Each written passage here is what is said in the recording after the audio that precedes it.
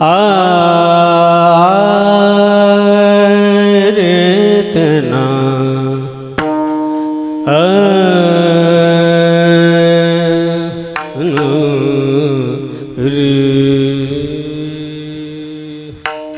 कीर्तन सांग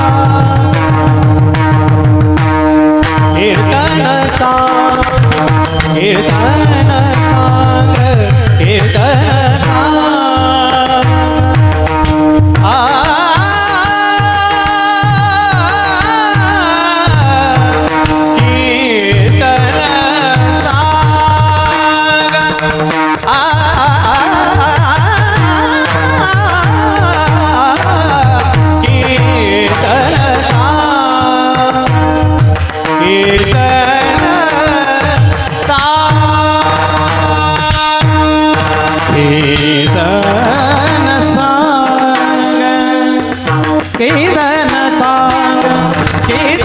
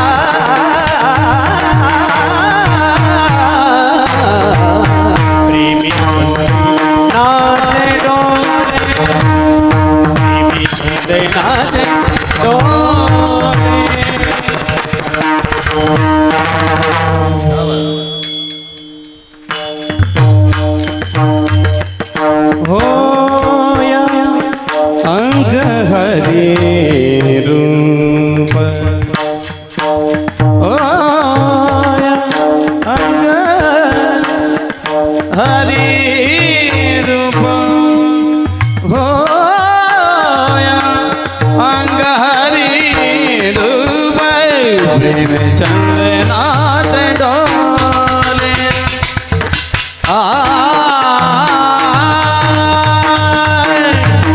प्रेम चंदनाथ डोले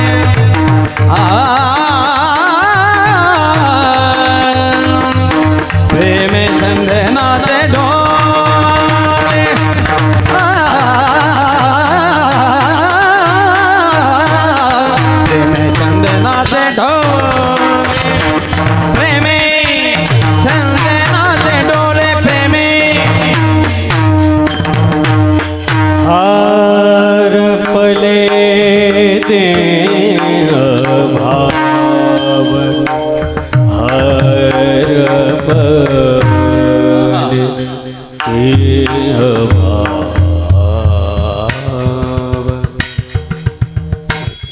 हर पले देह भाव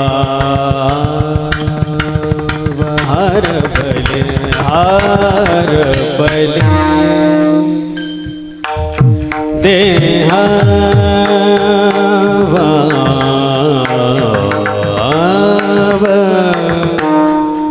हर पले देह भाव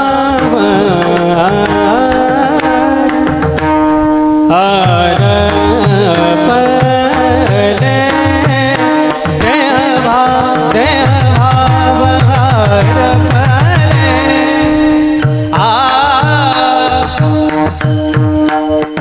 देह भाव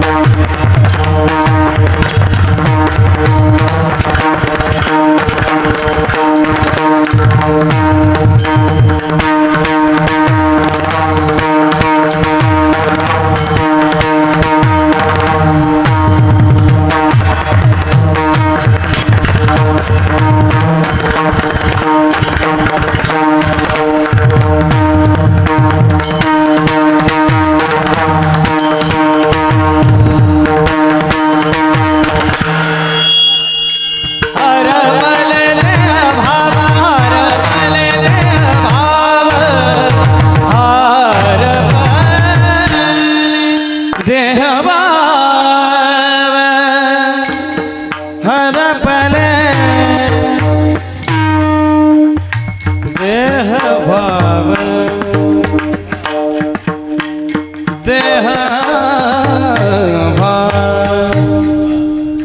देह भाव हर पले रे हर पले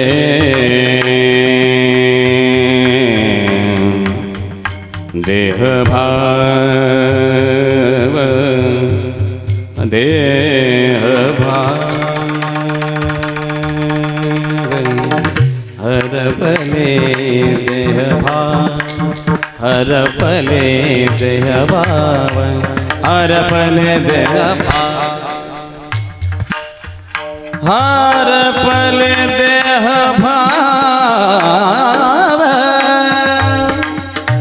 देह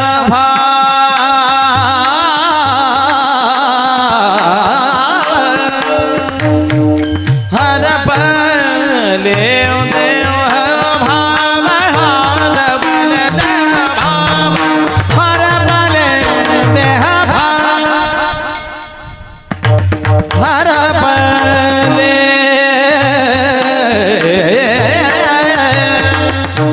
देह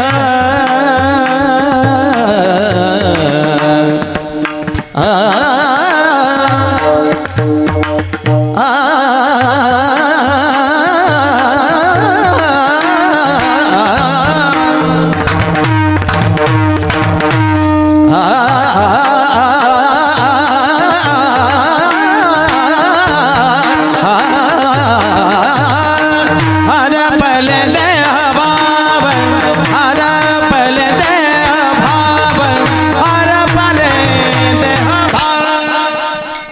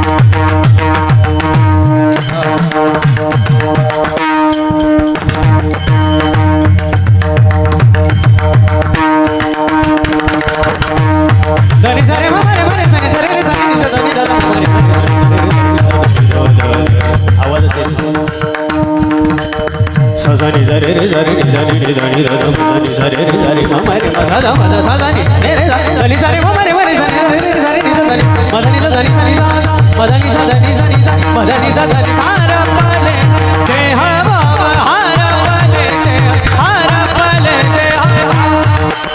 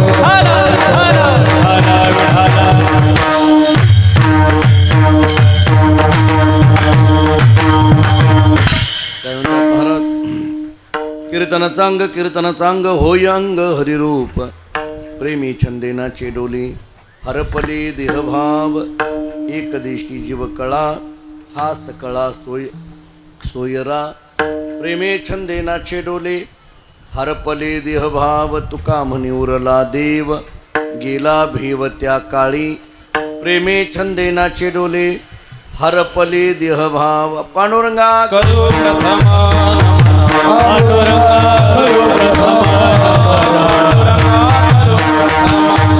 पांडुरंगा करू प्रथमा सरी जना संसारी सरी जना संसारी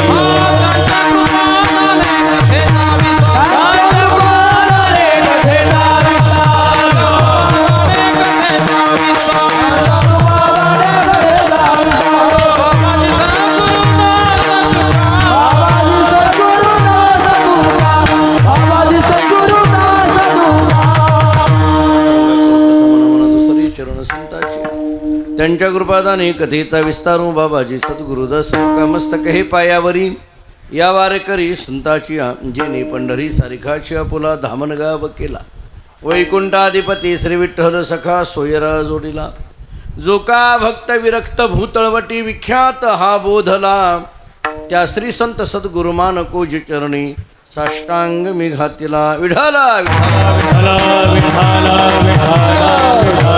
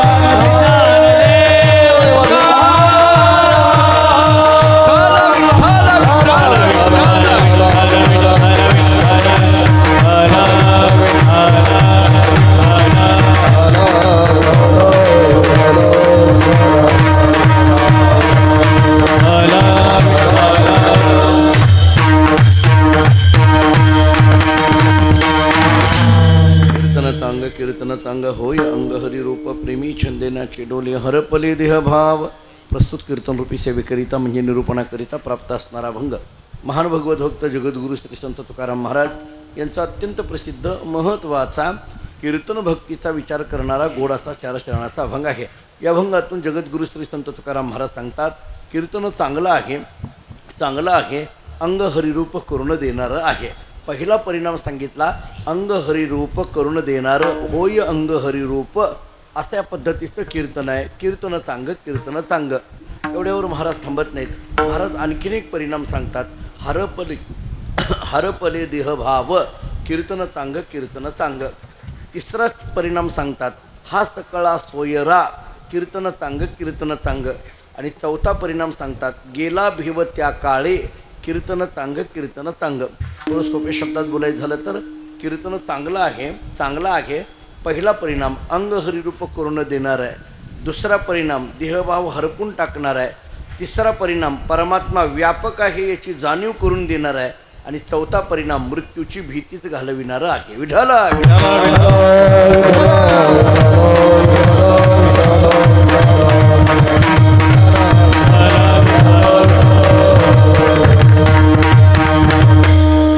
पवित्र भूमी असणाऱ्या या सादलापूर या नगरीमध्ये भगवंताच्या कृपेने साधू संतांच्या आशीर्वादाने हा उत्सव या ठिकाणी संपन्न होतो आहे.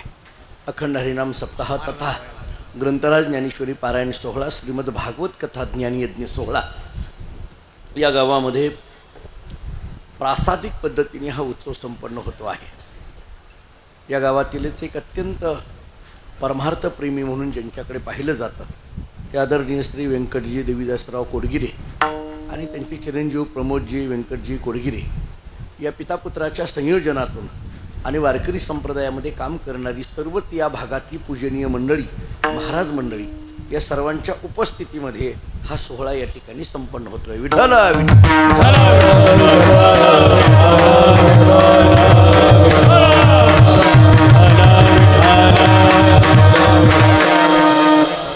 या अभंगामध्ये जगद्गुरु श्री संत तुकाराम महाराजांनी कीर्तन भक्तीच्या संबंधाने आपल्या अंतःकरणातल्या भावना व्यक्त केलेल्या आहेत.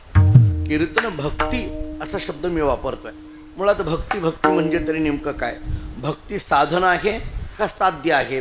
साधन कशानं म्हटलं जातं? ज्याच्या माध्यमातून पोहोचायचं असतं त्याला साधन म्हटलं जातं आणि जिथं पोहोचायचं असतं त्याला साध्य म्हटलं जातं.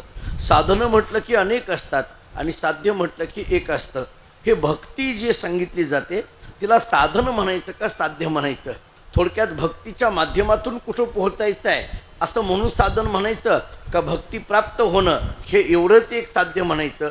नेमकं काय याला म्हणायचं? मी आपल्याला दोनही उत्तरं देऊन पुढं जातो. म्हटलं तर भक्ती साधनही आहे आणि म्हटलं तर भक्ती साध्यही आहे.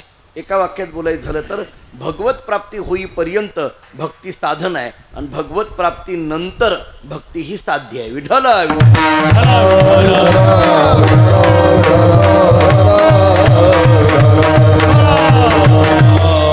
नारद भक्ती सूत्र नावाच्या ग्रंथामध्ये नारदांनी फलरूपत्वात अशा पद्धतीचं सूत्र भक्तीच्या संबंधाने दिलेलं आहे. अन्य साधनाचा आणि भक्ती साधनाचा विचार थोडासा विस्ताराने आपल्याला करता येण्यासारखा आहे. काय आहे? कर्म नावाचं साधन आहे, ज्ञान नावाचं साधन आहे आणि भक्ती नावाचं साधन आहे. या तीनही साधनाचा जरा बारकाईने विचार केला. ज्ञानेश्वरीमध्ये किंवा भगवद्गीतेमध्ये कर्माचाही विचार मांडलेला आहे, ज्ञानाचाही विचार मांडलेला आहे आणि भक्तीचाही विचार मांडलेला आहे. मुळात कर्म तरी कशाला म्हणायचं? सगळं कर्मशास्त्र जरी माझ्या अल्प वेळेमध्ये सांगता येणं शक्य नसलं तरी कर्मशास्त्राचे 2 नियम सांगून पुढे जातो. प्रत्येकाला कर्म करावं लागेल हा कर्मशास्त्राचा पहिला नियम आहे आणि केलेलं कर्म भोगावंच लागेल हा कर्मशास्त्राचा दुसरा नियम आहे. केले कर्म झाले त्याची भोगा आले, उपजले मेले ऐसे किती, ही नाथांची भाषा सगळ्यांच्या ऐकण्यातली आहे. प्रत्येकाला कर्म करावं लागेल आणि केलेलं कर्म भोगावंच लागेल. आता ऐका, कर्म नावाचा मार्ग आम्हाला नैष्कर्म्य सिद्धीपर्यंत घेऊन जातो. कारण आपल्याला असे अनेक अभंग दिसून येतात. अहो, सावता महाराजांचा अभंग स्पष्ट आहे. कांदा मुळा भाजी अवघी विटाबाई माझी. याचा अर्थ कर्मापासून परावृत्त व्हा असं कोणतेही संत आपल्याला सांगत नाहीत. थोडं पुढं बोलतो, भगवद्गीता नावाचा जो ग्रंथ आहे त्या भगवद्गीता नावाच्या ग्रंथाचं मूळ तत्वज्ञान जर ज्या भूमिकेवर आधारित आहे ती भूमिका म्हणजे कर्मयोगाची आहे. गीतेचं तत्वज्ञान ज्ञानयोगाचं आहे पण ती आधारित ज्या योगावर आहे तो योग मात्र कर्मयोगाचा आहे. मी आपल्याला 2 वाक्य सांगतो. भगवद्गीता ही 2च वाक्याचा विस्तार आहे. एक अर्जुनाच्या मुखातलं वाक्य आहे आणि एक भगवान श्रीकृष्णाच्या मुखातलं वाक्य आहे. अर्जुनाने म्हणावं मला युद्ध नावाचं कर्म करायचं नाही आणि भगवंतांनी म्हणावं तुला युद्ध नावाचं कर्म करावंच लागेल. मला वाटतं या 2 वाक्याचा विस्तार म्हणजे 700 श्लोकाची गीता आहे. विठ्ठल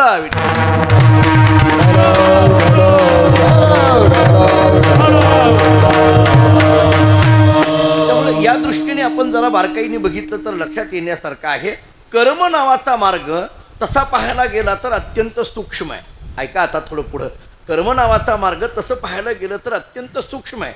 मी तुम्हाला गमतीने काही उदाहरणं देऊन पुढे जातो. ऐका, कर्माचा विचार करत असताना यज्ञ नावाच्या कर्माचा विचार जरा डोळ्यासमोर घ्या. बाकी सगळ्या कर्मांचा विचार करण्या इतकी वेळ माझ्याकडे नाही आहे. काय आहे, ज्ञानेश्वर महाराजांनी चिंतन अशी केलेली आहेत की कर्माशिवाय मनुष्य राहू शकत नाही. नीट ऐका, मी आपल्याला उदाहरणं देतो, ज्ञानोबारांनी दिलेली उदाहरणं देतो.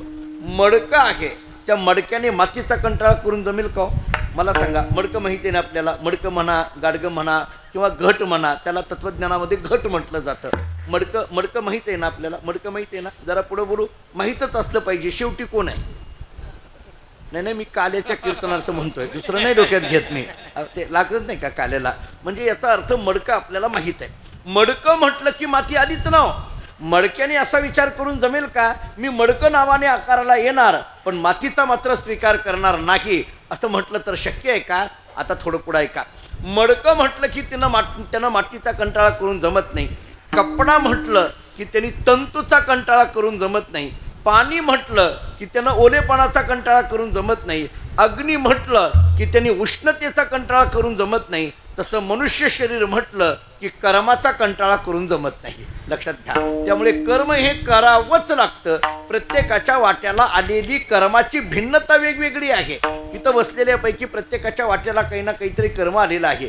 कोणी इथं नोकरदार असेल त्याच्या वाट्याला नोकरी हे कर्म आलं. कोणी इथं शेतकरी असेल त्याच्या वाट्याला शेती हे कर्म आलं. कोणी इथं व्यापारी असेल त्याच्या वाट्याला व्यापार हे कर्म आलं. कोणी नोकरी नावाचं कर्म करतंय, कोणी शेती नावाचं कर्म करतंय, कोणी व्यापार नावाचं कर्म करतंय. अहो प्रत्येकाला कर्म आलंय. आमच्याही वाट्याला कर्म आलंय असंच रोज बोलत राहा. हे आमच्या वाट्याला आलेलं कर्म आहे. जिथं जाईल तिथं आमच्या वाट्याला आलेलं हे कर्म आहे. प्रत्येकाच्या वाट्याला आलेलं कर्म आहे आणि त्या कर्मापासून बाजूला त्याला होता येत नाही. कर्म हे करावंच लागतं. आता थोडं पुढं ऐका. यज्ञ नावाच्या कर्माचा जर विचार आपल्याला करायचा, मी आत्ता या सादलापूरमध्ये जर असं म्हटलं की उद्या सकाळी आपल्याला यज्ञ नावाचा कर्म करायचा आहे किंवा यज्ञाला आरंभ करायचा आहे. समजा मी आत्ता 10 वाजलेले आहेत आणि आत्ता मी जाहीर केलं उद्या सकाळी 7 वाजल्यापासून आपल्याकडे यज्ञ करायचा आहे. लगेच कोण होई म्हणेल का? लगेच कोण होई म्हणेल? कोणी होई म्हणणार नाही. का? याचं कारण सांगतो. पहिली गोष्ट, यज्ञ करायचा आहे, मुहूर्त पाहायला पाहिजे. आपल्याकडे शास्त्रामध्ये त्याला अग्नी आहे का नाही पृथ्वीवर इथून सुरुवात होते. आता याचा अर्थ तो मुहूर्त पाहावा लागणार आहे.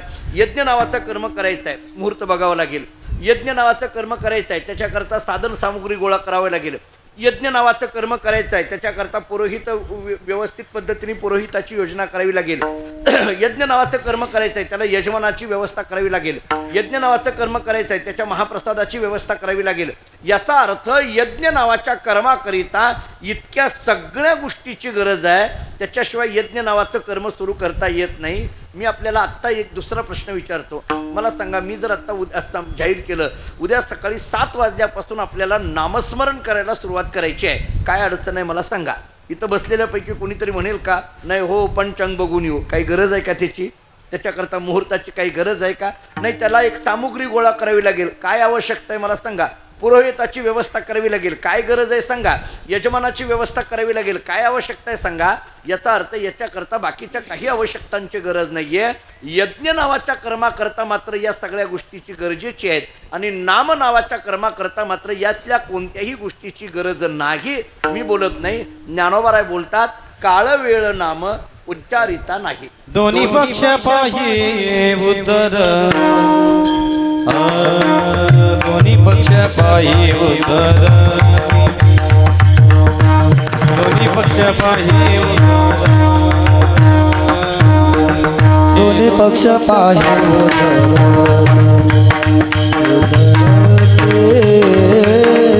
दोन्ही पक्ष पाहे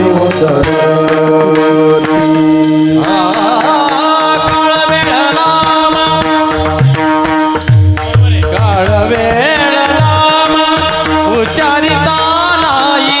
काळ वेळ उच्चारिता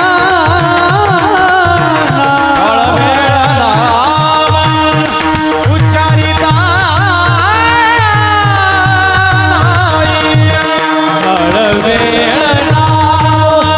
उच्चारिता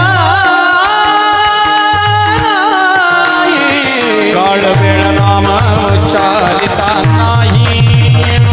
दोन्ही पक्ष पाही उतरती, दोन्ही पक्ष पाही उतरती,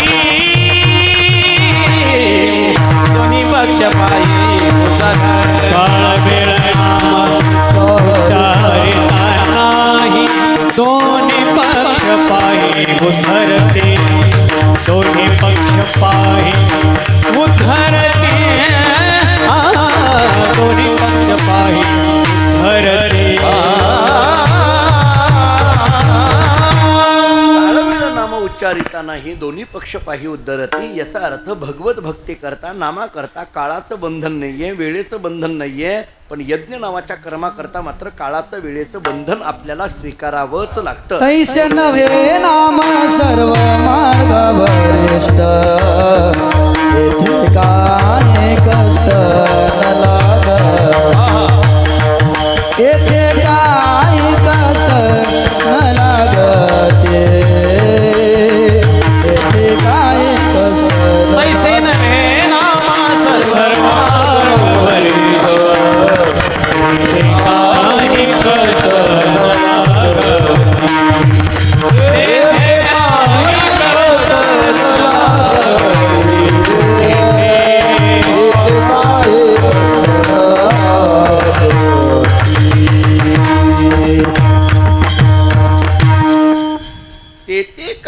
कष्ट न लगती.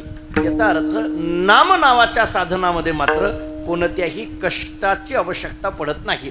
बाकीच्या सगळ्या साधनामध्ये कष्ट आहेत, पण भक्ती नावाचं साधन मात्र अत्यंत सुलभ अशा पद्धतीचं आहे. असा एक विचार आपल्याला करता येण्यासारखा आहे. मी थोडंसं आणखीन पुढे बोलतो. काय आहे, कर्मामध्ये फार सूक्ष्मता आपल्याला सांभाळावी लागते. तितकी आपल्याला इकडं भक्तीमध्ये सूक्ष्मता सांभाळायची आवश्यकता पडत नाही. माझ्या कानावर काही संस्कार असे आहेत, मला फारशी त्यातली माहिती नाही. आपण त्यातली अत्यंत दर्दी माणसं आहात, आपल्याला माहीत असेल. पण यज्ञ नावाचं कर्म करत असताना उजवीकडे कुणी बसायचं आणि डावीकडे कुणी बसायचं, इथून सुरुवात आहे म्हणे. बरोबर आहे की नाही? यज्ञ नावाचं कर्म करताना उजवीकडे कुणी बसायचं, डावीकडे कुणी बसायचं, एवढ्यावर नाही. ते मंत्र म्हणत असताना जी आहुती दिली जाते, ते तुपाची आहुती दिली जाते, ती आहुती टाकत असताना त्या मंत्रांचे जे स्वर आहेत ते दीर्घ आणि ऱ्हस्व अशा दोन पद्धतीचे असतात. तेव्हा ऱ्हस्व स्वर आल्यानंतर ती जी आहुती दिलेली पळी आहे ती उजव्या बाजूला घ्यायची का डाव्या बाजूला घ्यायची, आणि ते स्वर दीर्घ आल्यानंतर ती पळी उजव्या बाजूला घ्यायची का डाव्या बाजूला घ्यायची, याच्या दीर्घ आणि ऱ्हस्वतेवर ती पळी उजव्या का डाव्या हाताला घ्यायची, इतकी सूक्ष्मता यज्ञ नावाच्या कर्मामध्ये सांभाळली जाते. आता मी हे उगी ऐका. आता आपण टाळ वाजवताना आपला टाळ कुणीकडे जातो हे न सांगितलेलं बरं. नशिबाय आणखीन कोणाच्या डोक्यात जात नाही, एवढं फायदा आहे. पण इतकी सूक्ष्मता तुमच्या माझ्यासारख्या आसोनी संसारी जीवाला शक्य आहे का हो महाराज? पण बाकीच्या कर्मामध्ये मात्र त्या सूक्ष्मता सांभाळाव्या लागतात. याचा अर्थ कर्म नावाचं साधन हे अत्यंत सूक्ष्म पद्धतीने कष्टप्रद आहे, आणि त्या तुलनेने नाम नावाचं साधन अत्यंत सुलभ आहे. विठ्ठल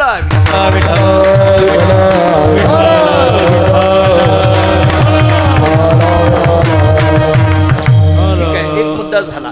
पण मला आणखीन एका साधनाबरोबर नामाची तुलना करायची आहे. काय आहे, माझा मूळ मुद्दा आहे कीर्तन भक्ती, म्हणजेच नामसंकीर्तन भक्ती. मला तिथं पोहोचायचं आहे. पण मी त्याच्याकरता पूर्वपीठिका करताना हे कर्म नावाचं जे साधन आहे त्याच्यापेक्षा नाम नावाची भक्ती कशी वेगळी आहे हे मी आत्तापर्यंत जाणून दिलं. आता थोडा पुढचा विचार सांगतो. ज्ञान नावाच्या साधनापेक्षा सुद्धा नाम नावाची भक्ती कशी वेगळी आहे हे एका वाक्यात सांगतो. मुळात ज्ञान नावाचं जे साधन सांगितलं जातं याच्यामध्ये ज्ञान म्हणायचं तरी नेमकं कशाला? मी ज्ञानेश्वरी ती एक ओवी देतो. ज्ञानोबा असं सांगतात, तरी परमात्मा ऐसे ते जया दिसे, तरी परमात्मा ऐसे जे एक वस्तू असते आणि ते जया दिसे ज्ञानास्तव. ज्ञानोबांची भाषा अशी आहे की परमात्मा नावाची वस्तू ज्याच्याने आम्हाला प्रतीतीला येते त्याचं नाव आहे ज्ञान. समजा याला धरून आणखीन एक श्लोक सांगतो. योग वशिष्ठामध्ये वशिष्ठ ऋषींनी प्रभू रामचंद्रांना उपदेश करताना एक श्लोक फार छान दिलाय. वशिष्ठ सांगतात, रामा नीट ऐक, ज्ञानवान एव बलवान, ज्ञानवान एव जीवती, ज्ञानवान एव सुखवान, तस्मात ज्ञानमयो भव. जरा बारीक ऐका.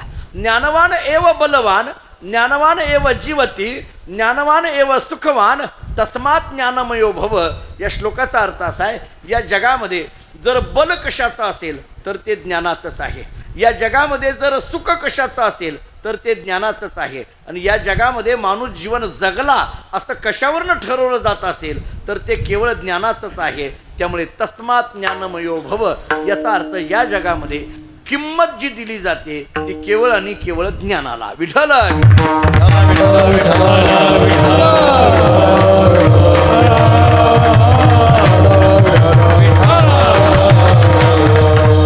आणखीन थोडं याच्यात बारीक बोलू, ऐका. ज्ञानालाच किंमत आहे, तस्मात ज्ञानमयो भव. खरं तर ज्ञानालाच किंमत आहे, ते जुने कीर्तनकार सांगायचे. आता आपण ही सगळी माझ्या माहितीप्रमाणे फळा काही फार लांब नाही आहे इथून आपल्याला. त्यामुळे जवळ या परिसरामध्ये फळा नावाचं संस्थान संत मोतीराम महाराजांच्या पदस्पर्शाने पावन झालेला हा सगळा परिसर आहे. त्यामुळे महाराजांच्या या संस्थांवर किंवा या फळावर अनेक विद्वानांची कीर्तनं आपण ऐकलेली मंडळी आहात. जुनी कीर्तनकार एक उदाहरण द्यायचे. काय झालं म्हणे, एक मशीन बंद पडलं आणि ते मशीन बंद पडल्यानंतर ते नीट होईना. 10-12 कर्मचारी ते खिळा ठोकायला लागले. इकडला एकदा ठोकायचा, तिकडला एकदा ठोकायचा, इकडला एकदा ठोकायचा, पण काही केल्याने ते मशीन काही सुरू होईना. शेवटी 2 दिवसानंतर त्या मॅनेजरनी एका इंजिनियरला बोलवलं. तो इंजिनियर आला, त्यांनी ते सगळं बघितलं, एक हातोडा घेतला आणि बरोबर कुठला तरी मधला एक खिळा त्याने ठोकायला सांगितला. तो खिळा ठोकला, ते मशीन सुरू झालं. सगळ्यांना आनंद झाला. 2 दिवस झालं आपण खिळे ठोकतोय पण आपल्याला काही हे मशीन सुरू झालं नाही. या इंजिनियरनी मात्र 2 मिनिटामध्ये हे मशीन सुरू झालं. सगळेजण त्याचं कौतुक करायला लागले. त्या मॅनेजरनी त्या इंजिनियरला विचारलं तुम्हाला किती द्यायचे. त्यांनी सांगितलं 10,000 रुपये. ती जी बाकीची 10-12 जण होती ना ते म्हटले अहो काय बोलायला लागलात, खेळा ठोकायला कुठे 10,000 असतात का. त्या इंजिनियरनी सांगितलं खेळा ठोकायचे 10,000 नाही, कुठला खेळा ठोकायचा त्याचे 10,000 आहे. कळलं का बघा, कुठला खेळा ठोकायचा याचा अर्थ ती जागा कळाली पाहिजे. आणि तुम्हाला सांगू ती जागा कळण्याकरिता ज्ञानाचीच गरज असते. विठ्ठला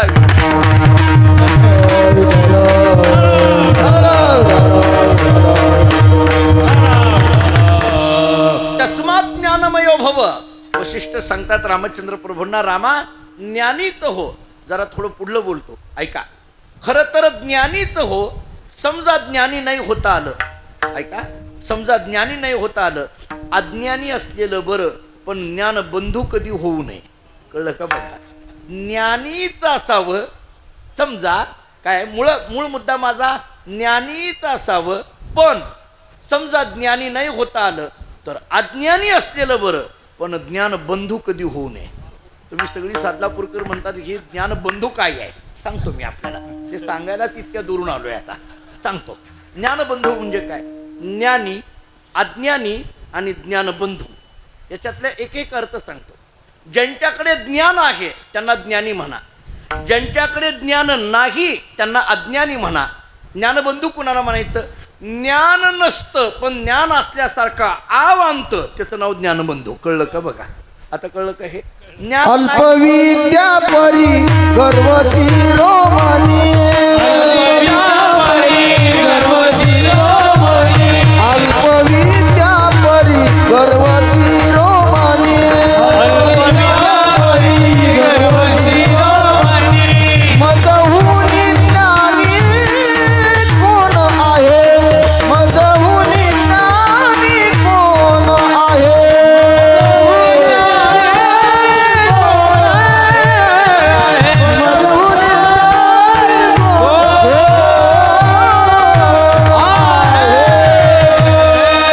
मजवीन ज्ञानी कोण आहे, अल्पविद्या परी सर्व शिरोमणी.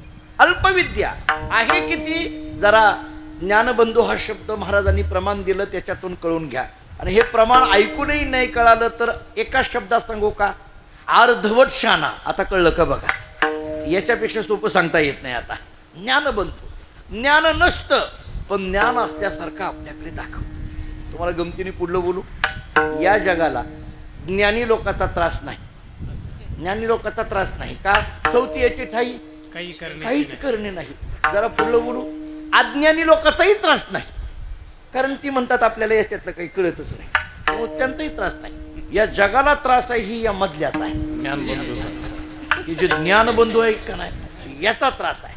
सध्या जे जग अस्वस्थ आहे, उद्विग्न आहे, जगाचं काय घेऊन बसला, संप्रदाय सुद्धा उद्विग्न आहे, या मधल्यामुळे आहे. विठाला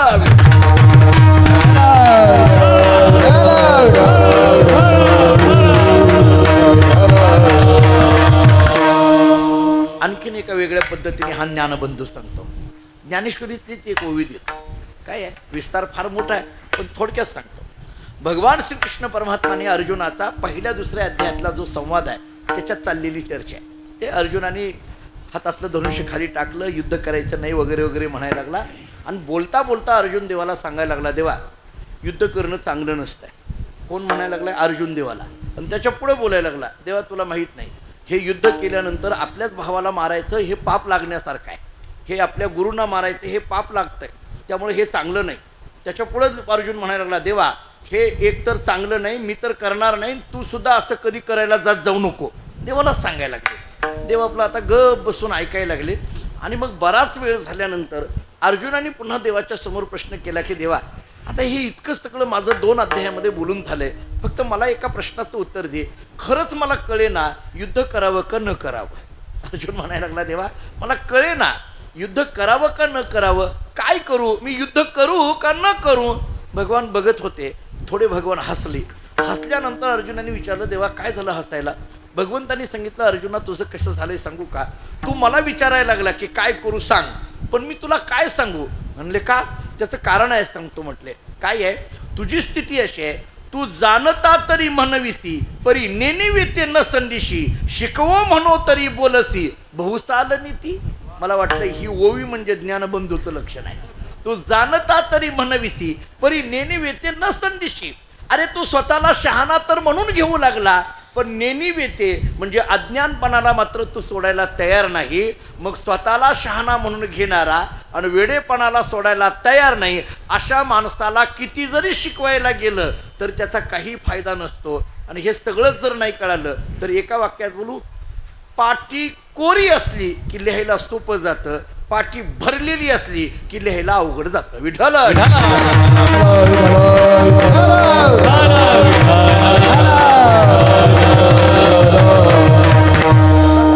कोरी पाटी असली की शिकवायला सोपं जातं.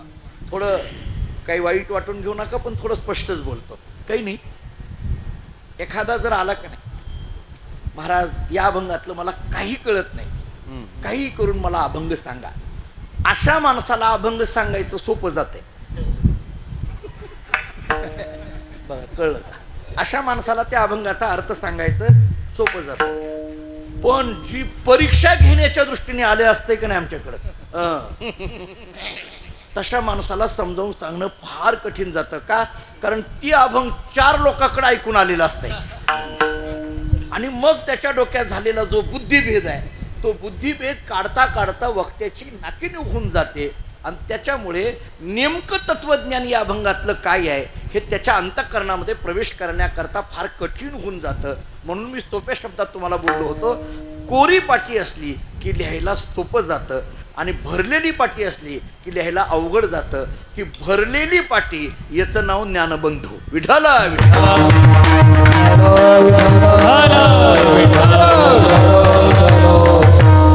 त्याला एकाच वाक्यात उत्तर द्यायचं झालं तर ज्ञानेश्वरीतलीच ओवी देतो, मी वेगळं सांगत नाही. ज्ञानोबाराय बोलतात, नवल अहंकाराची गोटी विशेष नलगी अज्ञाना पाठी सज्ञानाची झोंबे कणकी नाना संकटी नाचावी. हा अहंकार असा गमतीचा आहे, अज्ञानाच्या मागं लागत नाही, पण ज्ञानी म्हणून घेणाऱ्याला सोडत नाही. कसा कुठून कोणत्या रूपाने येतो. अद्वैत वेदांतांनी तर चिंतन असं केलंय, अहम ब्रह्म अस्मी याच्यातला अहम सुद्धा अद्वैत वेदांताला चालत नाही. मी ब्रह्म आहे याच्यातला मी सुद्धा निघून गेला पाहिजे. नेणीव तर जावीच जावी, पण जाणीव सुद्धा जावी. जाणीव नेणीव भगवंती नाही, हरि उच्चारणी पाही मोक्ष सदा. किंवा तुकोबरांचे शब्द आहेत, त्याग तरी ऐसा करा अहंकारा दौडावे. तुकोबराय घरा दौडावी असं म्हणत नाही, तुकोबराय वस्तू दौडावी असं म्हणत नाहीत, तुकोबराय अहंकारा दौडावी असं म्हणतात. याचा अर्थ तो अहंकाराचा ममत्वाचा स्पर्श होण्याची शक्यता आहे. त्यामुळे ज्ञान नावाच्या मार्गामध्ये ही उणीव आहे. मी एक कर्म नावाचा मार्ग आपल्याला सांगितला, दुसरा ज्ञान नावाचा मार्ग सांगितला, आणि या दोनही मार्गापेक्षा मला तिसऱ्या मार्गाकडे आपल्याला घेऊन जायचं आहे, भक्ती नावाचा मार्ग. आता ही भक्ती म्हणजे तरी काय, मी ज्ञानेश्वरीतली एक ओवी देतो. आधी ज्ञानोबाराय सांगतात, एरवी तिची नाचवती हे पहिली ना सरती पै माझी सहज स्थिती भक्ती नाम. भक्ती शब्दाची व्याख्या इतकी गोड ज्ञानोबारांनी केली, पै माझी सहज स्थिती, माझ्या स्वरूप स्थितीलाच भक्ती म्हणा. समजा हे कळायला अवघड वाटायला लागलं तर नाथांची भक्तीची व्याख्या केलेली नाथराईंनी सांगतो. एकनाथ महाराज सांगतात, अहर्निशी माझी कथा, अहर्निशी माझी वार्ता, अहर्निशी माते ध्याता भक्ती नामती तत्वता. आणि या दोनही व्याख्या थोड्याशा अवघडच वाटायला लागल्या तर तुकोबरांची सोपी व्याख्या सांगतो, ह्याची थोर भक्ती आवडते देवा संकल्पावी माया संसाराची संकल्पावी माया संसाराची संकल्पावी माया संसाराची संकल्पावी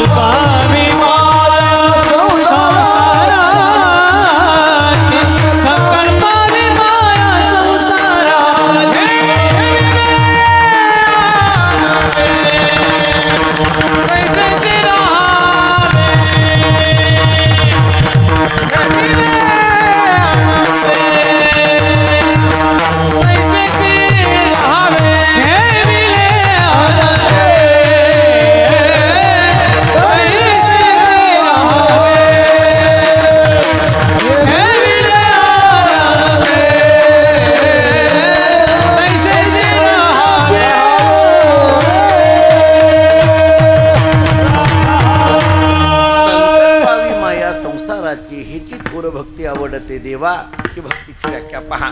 थोडं या तीनही भक्तीच्या व्याख्या मी आपल्याला सांगितल्या. यापेक्षा एक नारद भक्तिसूत्र नावाच्या ग्रंथातली व्याख्या सांगतो. देवर्षी नारदांनी भक्तिसूत्रामध्ये चिंतन करताना असं सांगितलंय, कथादिषु इति गर्गाहा, कथेमध्ये प्रेम असणं याला भक्ती म्हणा. आता तुमच्या माझ्यासारख्याच्या मनामध्ये प्रश्न निर्माण होतो, कथेमध्ये प्रेम असणं याला भक्ती म्हणा. अहो पण कथाच म्हणायचं नेमकं कशाला? कथा त्रिवेणी संगम, देवभक्ता आणि नाम, तेथीचे उत्तम चरण रज वंदिता. बरं, या कथेचं महात्म्य सांगताना तुकोबाराय सांगतात, करू याची कथा नामाचा गजर, आम्हा संसार काय करी. मला कधी कधी अभंगाचा अभ्यास करताना आश्चर्य वाटतं. महाराज सांगतात करू याची कथा नामाचा गजर, पण ही याची म्हणजे नेमकं कुणाची? करू याची, पण याची म्हणजे कुणाची? मी आमच्या गुरुजींकडे, गुरुरे भाऊंकडे पाठशाळेमध्ये असताना आमच्या गुरुजींना एकदा विचारलं, तुकाराम महाराज सांगतात करू याची कथा नामाचा गजर, पण हे याची म्हणजे कोणाची? मला त्यांनी विचारलं, तुला हा का प्रश्न पडला? मी म्हटलं, अलीकडल्या काळात कुणाचीही चालली म्हणून पडला, बाकी काही नाही. काही काही कथाकार ती कथा सांगतात का स्वतःची व्यथा सांगतात याच्यावर शंकाच आहे आता माझ्या मनामध्ये. कारण कथा ही कथा सामान्य नाही आहे महाराज, मी बोलत नाही. ऐका, शुकाचार्य श्रीमद भागवतामध्ये द्वितीय स्कंदामध्ये चिंतन करताना या कथेचं महात्म्य सांगताना आरंभाला सांगून जातात, एकांत लाभम वचसोनो पुस्ताम सुश्लोक मौलेर गुणवाद माहो श्रुतेश्च विद्वत्पी रूपा कृतायाम कथा सुधायाम उपसंप्रयोगम. ही श्रीमद भागवतातली भाषा आहे. शुकाचार्यांच्या मुखामध्ये श्लोक असा आहे, कथा सुधायाम उपसंप्रयोगम. कथा कथा नाही आहे, तर कथा सुधा. सुधा या शब्दाचा अर्थ अमृत. बरं, याला जोडून तुकोबारांचं प्रमाण देतो, कथामृत पान न करती श्रवण, काय प्रयोजन मग याचे. तुकोबारांचे शब्द आहेत. याचा अर्थ कथा कथा नाही आहे, तर ती कथा अमृत आहे. माझ्या माहितीप्रमाणे आपण श्रीमद भागवत कथा इथं आदरणीय हरिभक्तीपरायण जगन्नाथ महाराजांच्या मुखातून ऐकत आहात. कथेमध्ये महात्म्यामध्ये एक विषय येतो पहा. महात्म्यामध्ये काय झालं, स्वर्गाचा राजा इंद्र अमृताचा कलश घेऊन शुकाचार्यांच्या जवळ गेला. ऐका जरा काय आहे, मला कधी कधी या सगळ्या कथाचा विचार करताना आश्चर्य वाटतं. शुकाचार्यांनी कथा सांगितली ना, ऐकली कोणी? राजा परीक्षितीने. बरं, का ऐकायला बसला? मृत्यूच्या भीतीने. का मृत्यूची भीती निर्माण झाली? त्याला शाप लागलेला होता. काय शाप होता? 7व्या दिवशी तुला मृत्यू येईल. कशा करता? मेलेला साप एका ऋषीच्या गळ्यामध्ये अडकवलेला होता. हे सगळं माहिती आहे आपल्याला. मला कधी कधी प्रश्न असा पडतो, राजा परीक्षिती हा काही सामान्य नाही आहे महाराज. राजा परीक्षिती हा तसा भगवत भक्त आहे. थोडं वेगळ्या अंगाने बघायचं झालं तर पांडवांच्या कुलातला आहे. मग राजा परीक्षिती जर एवढा भगवत भक्त असेल तर माझा एकच प्रश्न आहे, मेलेला साप ऋषीच्या गळ्यामध्ये अडकविण्यासारखं पाप त्यानं का केलं? त्याला माहीत नाही का मेलेला साप ऋषींच्या गळ्यामध्ये अडकवणं हे पाप आहे? हे माहीत नाही आहे का? मग असं असून सुद्धा हे पाप करण्याची त्याला वृत्ती का झाली? त्याचं मन का झालं? त्याचं उत्तर देताना भागवताने एका ठिकाणी उत्तर असं दिलेलं आहे की त्या दिवशी राजा परीक्षिती शिकारीला जाताना जरासंधाचा मुकुट घालून गेला. ऐका, जरासंधाचा. त्याची बुद्धी का बदलली? त्याचं उत्तर हे दिलं जातं. त्या राजा परीक्षितीची बुद्धी का बदलली त्याचं उत्तर हे दिलं जातं. त्या दिवशी शिकारीला जाताना जरासंधाचा मुकुट घालून गेल्यामुळे आता जरासंधाचं आणि कृष्णाचं वैर काय होतं हे वेगळं सांगायची गरज नाही. आणि म्हणून दुर्बुद्धीने युक्त असलेला तो मुकुट जेव्हा परीक्षिती राजाने डोक्यावर घेतला आणि त्या मुकुटाचा स्पर्श झाल्यामुळे राजा परीक्षितीची बुद्धी बदलली आणि मेलेला साप ऋषींच्या गळ्यामध्ये अडकवण्यासारखं पाप केलं. याच्यातून काय शिकावं? मी गमतीने असं सांगत असतो, याच्यातून एकच शिकावं, दुसऱ्याची टोपी घालून घेऊ नये. जरा पुढचं वाक्य सांगू का? मुळात दुसऱ्याला टोपी घालू नये, पहिलं वाक्य. आणि दुसऱ्याची टोपी कधी घालून घेऊ नये. काही काही माणसं बघा तुम्ही, अहो मला सांगा, आपली आपली टोपी आपल्याबरोबर असली पाहिजे. जुने आता हे जुनी जाणती मंडळी आहेत, ज्येष्ठ मंडळी आहेत, फडावरची मंडळी आहेत, त्यांना विचारा. पूर्वी तर आपला टाळ आपणच घेऊन, आजही आपल्याकडे फडावर संस्थांवर आपल्या आहेच फळा संस्थांना नियम, आपला टाळ आपणच घेऊन जायचा. आज पूर्वी आपल्या काही काही ठिकाणी मी बघितलं. मी एका ठिकाणी आमच्याकडे कर्नाटकामध्ये गेलो आणि फार मोठे गायक होते, ते खाली बसलेले होते. आणि मग आता आमचा कीर्तनाचा अभंग झाला, चाल म्हणण्याकरता ते बसलेले गायक उठले. बऱ्याच बसलेल्या लोकांना अशा चाली द्यावे लागतात आम्हाला. खरं तर द्यायचा नियम नाही आपल्याकडे, पण ती दिली जाते. आता ते काही नाही म्हणता येत नाही, त्या गावात जायचं असतंय, कीर्तन करायचं असतंय, कीर्तनापेक्षा महत्वाचं, त्यामुळे कधी बोलत नाही आम्ही कधी कधी. आता ते बसलेले होते, ते नाही नाही उठा उठा, फार मोठे गायक आहेत, चला या बाबा. ते आले कधी कधी मी काही काही चाल म्हणणारी बघतो ते आम्हाला असं सरकवतात आणि ह्याच्यावर येऊन उभारतात. मी आपलं सहज बोललो, आपल्यात कधीच नाही, आपल्यात कधीच नाही. आज नाही महाराज, आमची जवळजवळ 20 वर्षाची मैत्री आहे. नारायण महाराज काय, प्रकाश महाराज काय, विकास महाराज काय, प्रमोद महाराज काय, ही सगळी मंडळी. त्यामुळे मी 20-25 वर्ष झाले या सगळ्या मंडळींना बघतोय. पण कधी कधी बघा तुम्ही ते असं महाराजाला सरकवतात, याच्यावर उभा राहतात. तर बरं आता आम्ही त्यालाही परवानगीच देतो का? हे सूत्र बघा तुम्ही. मला काही काही गोष्टी आता थोड्या कीर्तन या शब्दाच्या संबंधाने थोड्या बोलायच्याच आहेत. आज बोलायच्यात म्हणजे मी ती ठरवूनच आलेलो आहे बोलायचं. त्याचं कारणही सांगतो नंतर. आता ऐका, आता काय झालं, ते आले गाय, ते खाली बसले होते, ते आले, ठीक आहे. आता मोठे गायक आहेत, टोपी नाही त्यांना, आणि त्यांनी काय केलं, पुढल्या माणसाच्या डोक्यावरची टोपी घेतली, आपल्या डोक्याला घातली आणि चाल म्हणायला लागले. काही नाही, स्वरातून गेली, बाकी काही नाही. एवढंच झालं, कळलं का? बघा आता हा एवढं. त्याचा गोंधळ का, दुसऱ्याची टोपी घातल्याचा हा परिणाम आहे. त्यामुळे आपली वस्तू आपल्याच जवळ असावी. अहो जुनी लोक आपण बघा, त्यांची पूजेची पिशवी स्वतंत्र असायची. आपली ज्ञानेश्वरी रोज नित्यवाचनाची ज्ञानेश्वरी बरोबर, नित्यवाचनाचा गाथा बरोबर, नित्य असणारी पूजेचं साहित्य बरोबर. आता आमच्याकडे फळावरचे काही वारकरी बघतो, तरुण वारकरी, ते चंद्रभागेला स्नान करून कार्तिकीला आमच्याकडे फळ असतो वाळवंटात, आपण आलाय अनेकदा. आणि मग वाळवंटात आम्ही बघतो, तंबूमध्ये आल्यानंतर गोपीचंद एकाचा, बुक्का दुसऱ्याचा, पाणी तिसऱ्याचं, आरसा चौथ्याचा, कपाळ याचं. कधी कधी ते आम्हालाच म्हणतात तुम्हीच गंध लावा, आम्हीच लावायचा, त्याला लावून सुद्धा घ्यायचा नाही. कारण ती तेवढं कार्तिकी पुरताच गंध लावतो, त्याच्यानंतर पुढल्याच कार्तिकीला. काही काही असे असतात. असं नाही चालत. संप्रदायाची तत्व इतकी सूक्ष्म सांगितली जातात. या मी जरा थोडं पुढं बोलू की जी साहित्य आहे की नाही, आपला गंध, आपल्याकडे असलेली ज्ञानेश्वरी. आता एक नाव घेऊन जातो, एखाद्या वेळेस तुम्हाला माहीत असेल किंवा नसेल, वैकुंठवासी भोसरीकर माऊली एक नावाची फार मोठी व्यक्ती होऊन गेली पुणे परिसरामध्ये. यांना सगळ्यांना माहीत आहे भोसरीकर माऊली.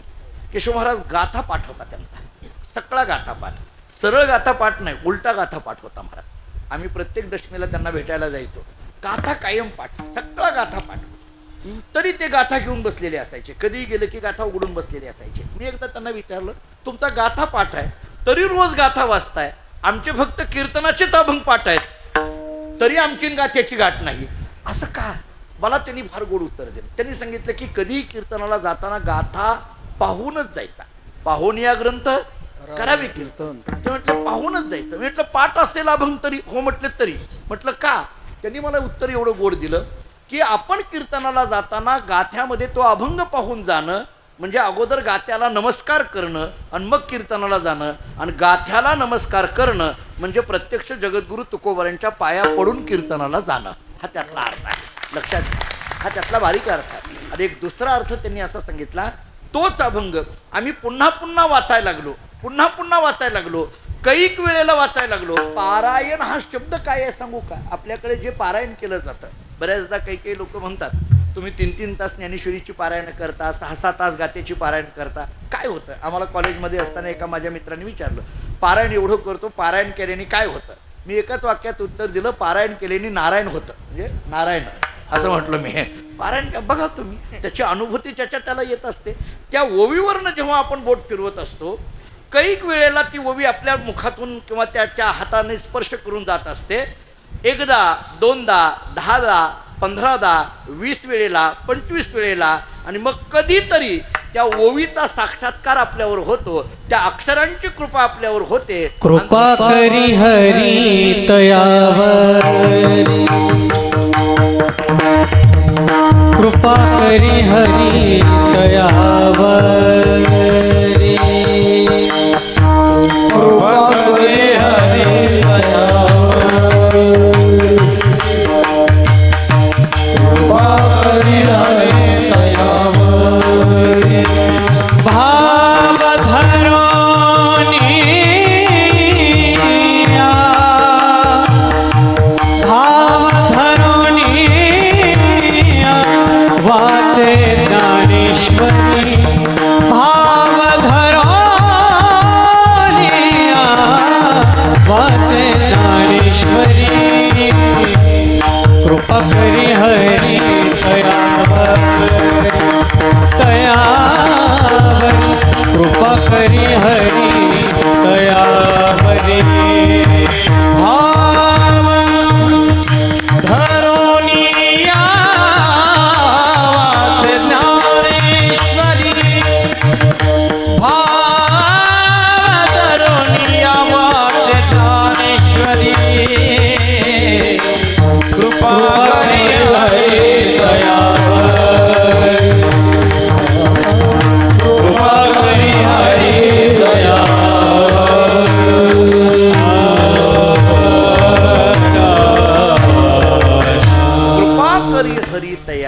त्या अक्षरांची कृपा आमच्यावर कधी ना कधीतरी होत असते. याचा अर्थ त्या पारायणाला, त्या अक्षरांना फार महत्त्व दिलं जातं. आपली आपली ज्ञानेश्वरी, आपलं आपलं साहित्य. जरासंधाचा मुकुट घातला, परीक्षिती राजाची बुद्धी बदलली, बाकीच्याचं काय घेऊन बसला. आता तो परीक्षिती राजा कथा ऐकायला बसला. स्वर्गाचा राजा इंद्र अमृताचा कलश घेऊन शुकाचार्यांच्या जवळ येतात आणि शुकाचार्यांना सांगतात, गुरुजी एक काम करा, माझ्याकडं असलेलं अमृत तुम्ही घ्या, पण तुमच्याकडं असलेली कृष्ण कथा मला द्या. माझ्याकडं असलेलं अमृत तुम्ही घ्या, पण तुमच्याकडं असलेली कृष्ण कथा मला द्या. शुकाचार्यांनी त्याच्याकडे पाहिलं आणि इंद्राला विचारलं, इंद्रा तुझ्याकडलं अमृत मी घ्यावं आणि तुला कृष्ण कथा द्यावी असं तुझं म्हणणं आहे ना? हो. म्हणजे तुला असं वाटतंय की अमृत घ्या पण कथा द्या असं तुझं म्हणणं आहे ना? म्हटले हो. नीट ऐक म्हटले, काय झालं एक उदाहरण देतो तुला. तो म्हटला बोला. काही नाही, एक मनुष्य रस्त्याने चालला. इंद्राने सांगितलं बरं. रस्त्याने जात असताना त्याला रस्त्यावर एक काच पडलेली त्यांनी पाहिली. तो म्हटला बरं. ती काच त्यांनी उचलली. इंद्र म्हटला बरं. ज्याच्याकडे रत्न आहे अशा माणसाकडे गेला. तो म्हटला बरं. आणि रत्न असलेल्या माणसाकडे जाऊन म्हणायला लागला, हो माझ्याकडली काच तुम्ही घ्या आणि तुमच्याकडलं रत्न मला द्या. इंद्राने विचारलं बरं मग? शुकाचार्यांनी सांगितलं काही नाही, हा काच घ्या आणि रत्न द्या असा म्हणणारा जो गोष्टीतला माणूस आहे त्याच्याबद्दल तुझं मत काय? तुझं मत काय? इंद्राने सांगितलं गुरुजी तो मनुष्य वेडा आहे, अडाणी आहे, अगदीच मूर्ख आहे, व्यवहार शून्य आहे, कळत नाही म्हटले त्याला. असं कुठं असतं का? काच घ्या आणि रत्न द्या हे म्हणणं अगदी वेडेपणासारखं आहे. शुकाचार्यांनी सांगितलं तो माणूस तूच आहे, दुसरं कुणी नाही म्हटले. जसं व्यवहारामध्ये काच घ्या आणि रत्न द्या हे वेडेपणासारखं आहे, तसं परमार्थामध्ये सुद्धा अमृत घ्या आणि कृष्ण कथा द्या हे म्हणणं सुद्धा वेडेपणासारखं आहे. कारण तुझ्या अमृताला क्षय आहे पण माझ्या कृष्ण कथेला मात्र कधीच क्षय नाही. विठ्ठल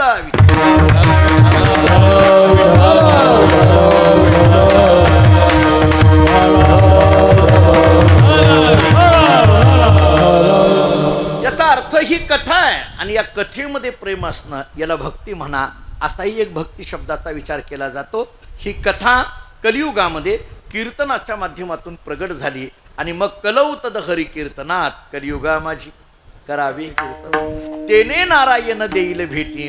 कलियुगामध्ये कीर्तन हे एक असं साधन आहे की तेने नारायण देईल भेटी. एका वाक्यामध्ये बोलतो, इतर साधनं आपल्याला देवाकडे घेऊन जातात पण कीर्तन नावाचं साधन देवालाच आपल्याकडे घेऊन येतात. लक्षात घ्या, इतर साधनाने आम्हाला तिथपर्यंत जावं लागेल पण कीर्तनाने देव स्वतःहून धावे चाले मागे मागे.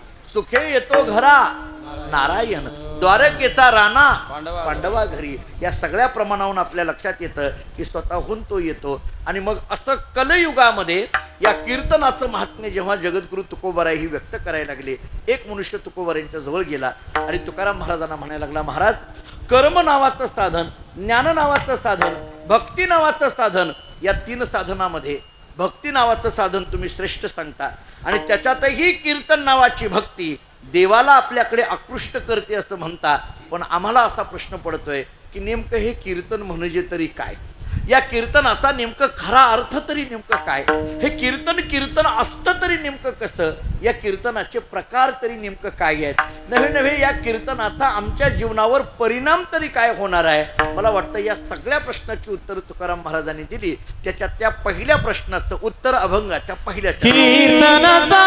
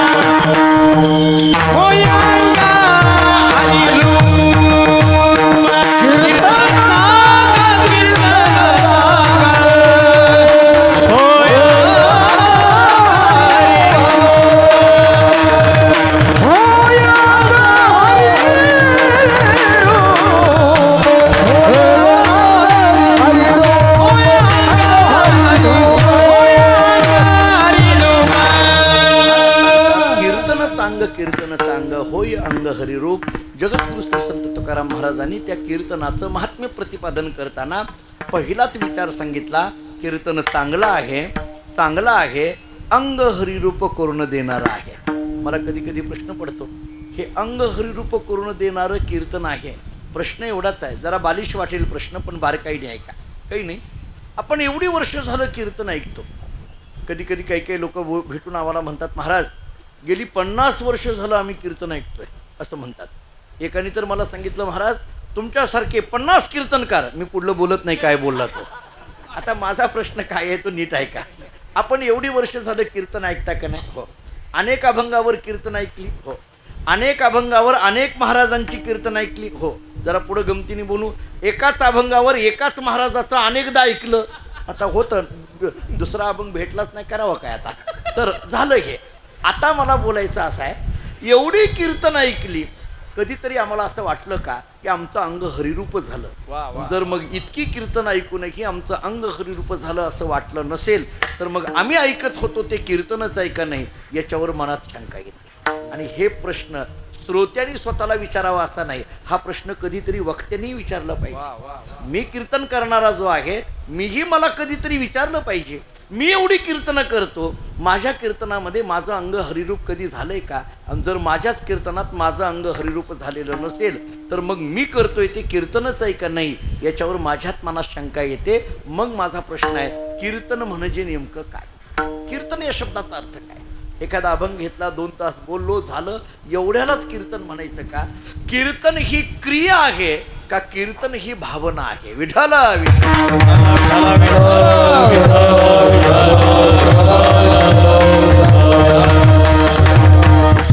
मी आपल्याला थोडासा त्याच्या पुढचा विचार सांगतो. मी जो तो आणखीन थोडा सांगतो. काय आहे? महाराजांचे शब्द आहेत, करावे कीर्तन मुखी गावे हरीचे. त्याच्याशिवाय मी दुसरं कशाला कीर्तन म्हणायला तयार. 3 प्रकार सांगितले, नामसंकीर्तन, गुणसंकीर्तन, लीला संकीर्तन.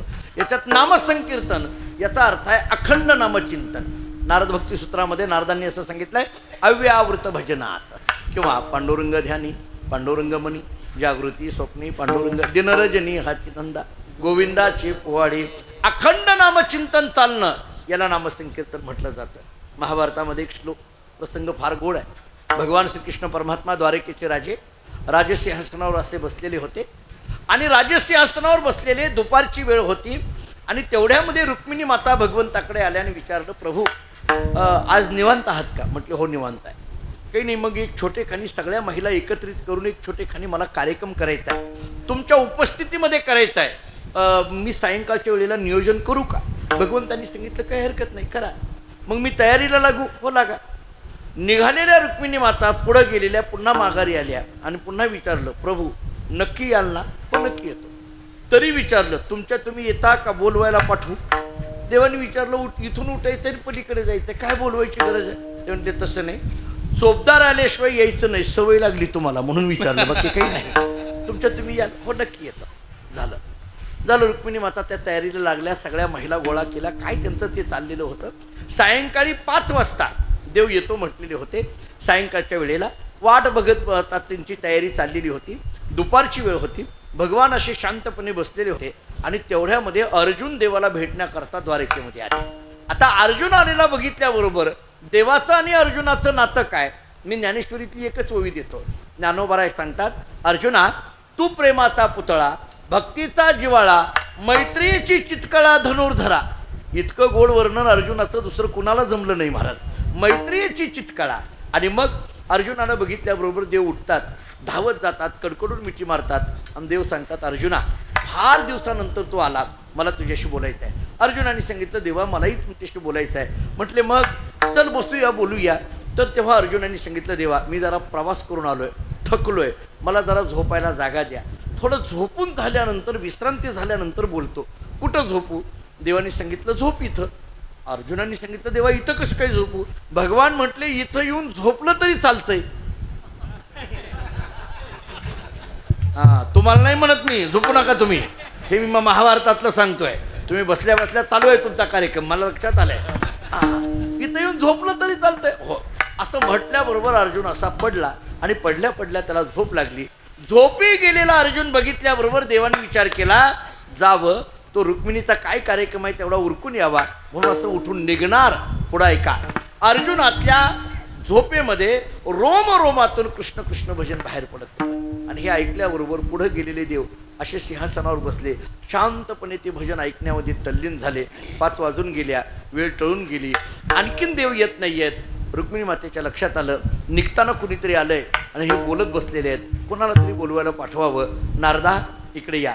म्हटलं एक काम करता का? काय? काही नाही, तेवढं घेऊन येता का, बोलून आणता का? बहुतेक निघताना कुणीतरी आलंय आणि ते बोलत बसलेले आहेत, तेवढं काम करता का? नारदाने गुपचूप जावं का नाही? पण गुपचूप जातो त्याचं नाव कुठं नारद असतं का? नारदाने रुक्मिणी मातेकडे बघितलं आणि रुक्मिणी मातेला विचारलं, आई साहेब तुम्ही आमंत्रण दिलं होतं? हो. देव येतो म्हटले होते? हो. अर्जुन नारदाने विचारलं, आई साहेब मला कळत नाही, आम्हाला काही किंमत नाही, जाऊ द्या हो, पण तुम्हाला पण किंमत नाही, आणि जर तुम्हाला सुद्धा जर देव किंमत देत नसतील तर या घरात राहून तरी काय उपयोग? हे बघा, हे सुरू केलं, हे ते लक्षात आलं रुक्मिणी मातेच्या. रुक्मिणी मातेने सांगितलं, नारदा भांडणं लावायचा प्रयत्न करू नको, आम्ही ठरवलंय काला होईपर्यंत अख्खं गाव तंटामुक्तीत गेलंय, अजिबात आम्ही भांडणं करणार नाही असं ठरवलंय. नको ते डोक्यात घालू नको, जमत असलं जा, नाही तर मी जाते. नाही जातो. नारदजी गेले, मोठ्याने हाक मारली, देवा यायचं नाही का? सगळेजण तिकडे वाट बघतात आणि तुम्ही इथं डोळे झाकून बसला. असं म्हटल्याबरोबर भगवंताने असा हात केला. ऐका, हात केल्याबरोबर नारद शांत झाले. नारदाने डोकावून बघितलं, देव विनाकारण हात करणार नाहीत, काहीतरी नक्की असलं पाहिजे. आत डोकावून पाहिलं, अर्जुन झोपलेला आहे आणि त्याच्या रोमातून कृष्ण कृष्ण भजन बाहेर पडत आहे. हे बघितल्याबरोबर नारदांना राहावेना, नारदांनी आपल्या गळ्यातली विणा त्या भजनात वाजवायला सुरुवात केली. आता अर्जुनाच्या डोक्यातून येणारं कृष्ण कृष्ण भजन आणि त्याच्यात नारदांच्या विण्याचा आवाज भगवंताच्या कानावर पडतोय. भगवान तल्लीन होऊन शांतपणे ऐकत बसलेले आहेत, आनंद चालू. रुक्मिणी मातेने विचार केला, ज्याला बोलवायला पाठवलं ते तिथंच विणा वाजवत बसलो, ते मागं नाही का काय चाललंय म्हणून बघायला गेले आणि शपथ घेऊन आले. जाऊ द्या, आता ते सोडून द्या. तशी गंमत झाली. हे गेले आणि तिथंच बसले ना विणा वाजवत. आता काय करायचं? रुक्मिणी मातेने विचार केला, आणखीन कुणाला तरी पाठवावं. सत्यभामेला बोलवलं. ऐका, आणि सत्यभामेला सांगितलं, सत्यभामा हे येतो म्हटले, सगळ्या महिला एकत्रित झालेल्या आहेत, पण येत नाही आहेत, बहुतेक कुणीतरी आलंय, तिथं बोलत बसलेत, जरा आठवण करून देता का? अहो वेळ झाली आहे, या, एवढं आठवण करून देता का? सत्यभामेने सांगितलं, आठवण नाही, हाताला धरून घेऊन येते. सत्यभामा थोडी रागीट होती, कडक स्वभावाची होती, नंतर केलेली होती त्यामुळे थोडी कडक स्वभावाची होती.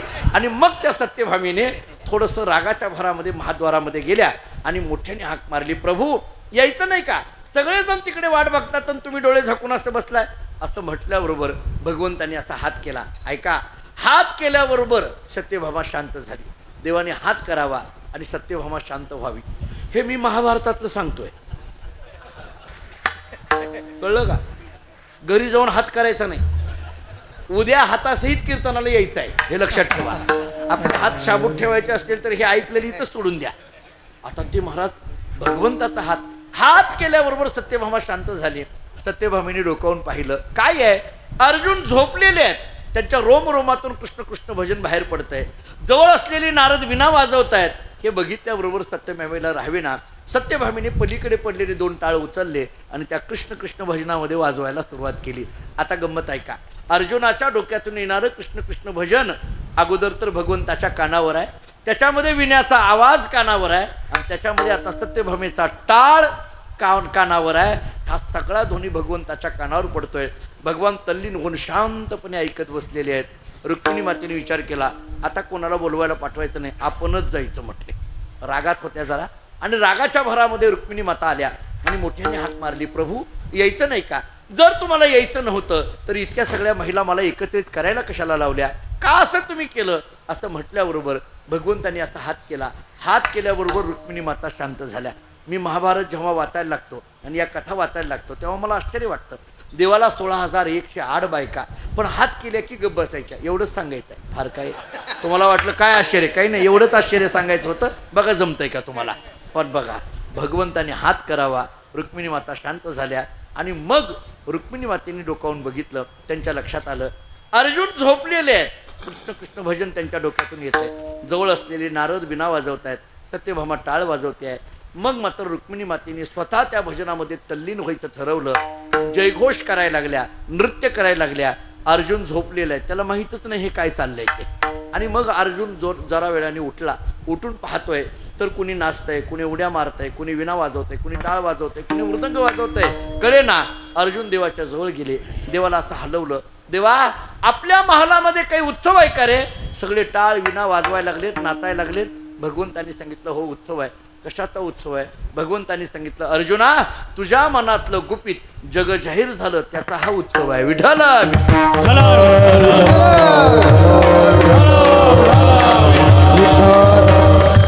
याला नामसंकीर्तन म्हणा. दुसरा प्रकार गुणसंकीर्तन. ऐका यशस्वी औदार्य, ज्ञान वैराग्य ऐश्वर्य हे 6 गुणवर्य वसते जेत. आणि तिसरा प्रकार लीला संकीर्तन. म्हणजे काय काय झालं? कीर्तन म्हणजे कळालं, कीर्तनाचे प्रकार कळाले. आणखीन एक प्रश्न राहिला या अभंगामध्ये. कीर्तन चांग, कीर्तन चांग असं म्हटलंय. मला सांगा, एकदा चांग म्हटलं असतं तर कळलं असतं ना. हे 2 वेळेस चांग म्हणायची काय गरज आहे? चांग या शब्दाचा अर्थ चांगलं. 2 वेळेस का म्हणायची गरज आहे? मला एक 2-3 कारणं द्यायची आहेत, जरा बारीक ऐका. कीर्तनामध्ये ज्ञान मिळतं म्हणून कीर्तन चांगलं, आणि कीर्तनामध्ये भक्ती मिळते म्हणून कीर्तन चांगलं. ऐका, ज्ञान आणि भक्ती ही 2 महत्त्वाची तत्व आहेत. थोडं तत्वज्ञानाचं एक वाक्य सांगतो. ज्ञानाला सोडून भक्ती नाही आणि भक्तीला सोडून ज्ञान नाही. आमचे गुरुजी म्हणायचे, गुरुरे भाऊ म्हणायचे, भक्तीला सोडून असलेलं ज्ञान अहंकार निर्माण करतं आणि ज्ञानाला सोडून असलेली भक्ती भेद निर्माण करते. लक्षात घ्या, भक्तीने भेद निर्माण होऊ द्यायचा नसेल तर त्या भक्तीला ज्ञानाचं अधिष्ठान पाहिजे, आणि ज्ञानाने अहंकार निर्माण होऊ द्यायचा नसेल तर त्या ज्ञानाला भक्तीची साथ पाहिजे. विठ्ठल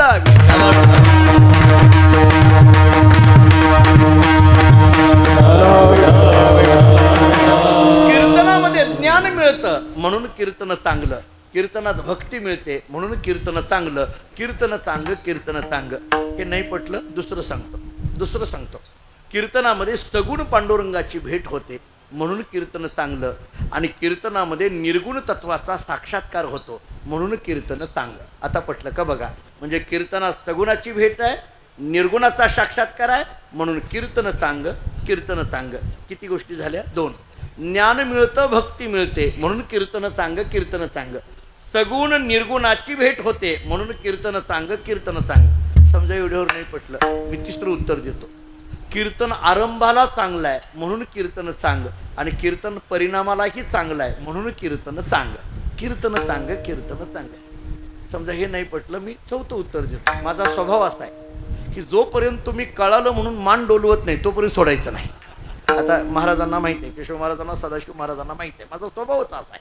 त्याच्यातही तुम्हाला सांगतो, कीर्तन अगदी वेळेवर सुटावं असं वाटत असेल, नाही कळालं तरी कळालं म्हणा, मी सोडतो. मला काय करतं? कारण आपल्याला कळावं याकरिता. मला सांगा, कीर्तन मी अनेकदा बोलतो, कीर्तनकाराची जबाबदारी आहे की श्रोत्याच्या पदरात काहीतरी टाकणं, आणि श्रोत्याची जबाबदारी आहे कीर्तनातून काहीतरी चांगलं घरी घेऊन जाणं.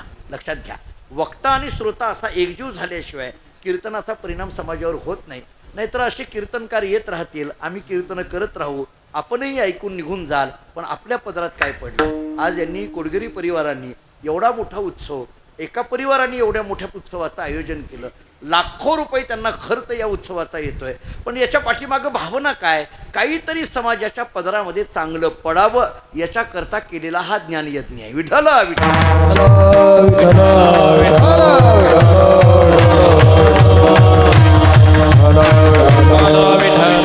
मी आपल्याला सांगतोय, कीर्तन चांग, कीर्तन चांग. मी 3 कारणं सांगितली. ज्ञान भक्ती मिळते म्हणून कीर्तन चांग, कीर्तन चांग. सगुण निर्गुणाची भेट होते, कीर्तन चांग, कीर्तन चांग. आरंभ परिणाम दोन्ही चांगले आहेत म्हणून कीर्तन चांग, कीर्तन चांग. शेवटचं अगदी थोडं स्पष्ट उत्तर देतो. कीर्तन चांग, कीर्तन चांग. का? कीर्तन चांगलं आहे म्हणून कीर्तन चांग, आणि कीर्तनाशिवाय जगात काहीच चांगलं नाही म्हणून कीर्तन चांग. कीर्तन चांग, कीर्तन चांग. महाराज सांगतात, कीर्तन म्हणजे कळालं, कीर्तनाचे प्रकार कळाले, कीर्तन चांगलं चांगलं का म्हणायचं कळालं.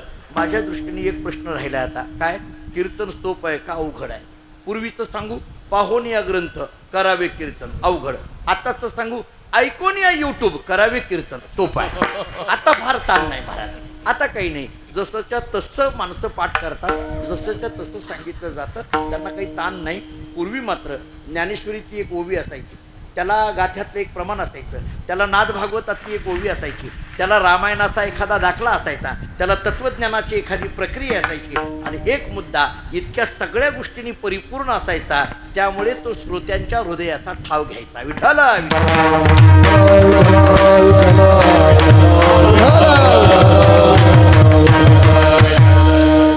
मी ज्या परंपरेत आहे, मानकोजी बोधले महाराज हे नाव आपण ऐकून असाल किंवा नसाल. भक्तिविजयामध्ये फार गोड चरित्र आहे. पांडुरंगाने बोध केला म्हणून बोधले आडनाव पडलं, विठोनी एकांती बोधिले म्हणून जगी नावं बोधले. मानकोजी बोधले महाराजांचे भाऊ होते शिवाजी महाराज. आमचं मूळ गाव धामणगाव, बार्शी तालुक्यात तुळजापूरच्या पायथ्याला. त्या शिवाजी महाराजांचं प्रत्येक एकादशीला कीर्तन असायचं. एका एकादशीला ते कुठंतरी निघून गेले आणि सायंकाळची वेळ झाली. आजूबाजूची 10-5 गावची लोक दिंड्या घेऊन आली. मानकोजी महाराजांनी विचार केला, हे लोक सगळे आपल्याला आग्रह करतील, आपल्याला तर काही कीर्तन येत नाही, आणि म्हणून पांडुरंगाच्या मंदिरामध्ये चादर पांघरून झोपी गेली. भजन सुरू झालं. 2-4 वेळेस चोपदार बोलवायला आला. मानकोजी महाराज काही यायला तयार नाहीत. भगवान श्री पांडुरंग परमात्मा महाराजांच्या जवळ येतात, अंगावरची चादर काढतात. ऊट म्हटल्याबरोबर महाराजांनी दोन्ही हात जोडले आणि विचारलं, देवा तू इथं कसं काय? पांडुरंगांनी सांगितलं, काही नाही, भजन सुरू झालंय, जाऊन विना घ्या आणि कीर्तन करा, हे सांगायला आलोय. मानकोजी महाराजांनी सांगितलं, देवा काहीही सांग, पण कीर्तन करायला सांगू नको म्हटले. आपल्याला ते जमत नाही, मला काही पाठपाठांतर नाही, स्वरज्ञान नाही, मी कधी कीर्तन केलं नाही. पांडुरंगांनी सांगितलं, उभा राहिलं की सगळं जमतंय, करा म्हटलं. आता काय करावं? मानकोजी महाराजांनी एक दुसरी अडचण सांगितली. मानकोजी महाराजांनी सांगितलं, देवा प्रत्येक एकादशीला माझे बंधू शिवाजी महाराज कीर्तन करत होते, त्यामुळे गाणारी वाजवणारी टाळकरी त्यांच्या परिचयाची होती. जर काही चुकलं तर ते बरोबर सांभाळून घ्यायची. आता माझं कोणी परिचयाचं नाही. आपली पाहिजेत ना, आपली आपली गाणारी, आपली आपली. अलीकडे बघा तुम्ही, काही काही कीर्तनकार आमचे गायक, आमचे वादक राहतील. आता भविष्यात आपली आपली ऐकणारी घेऊन फिरावं लागतं का काय कोणाच ठाऊक? पुढची सगळी आमची राहतील काय महाराज? आता मला सांगा, जिथं जाईल तिथं, आता प्रमोद महाराजांची माझी चांगला परिचय आहे, विकास महाराजांचा किती गोड आहे ना. तुम्ही आम्ही खेळी मिळी गदा रोळी आनंद संपला. कितीतरी योग्य पद्धतीने मानकोजी महाराजांनी सांगितलं, देवा माझं कोणी ओळखीचं नाही, माझं एखादं प्रमाण चुकलं तर बरोबर करायला कोण आहे तिथं म्हटले.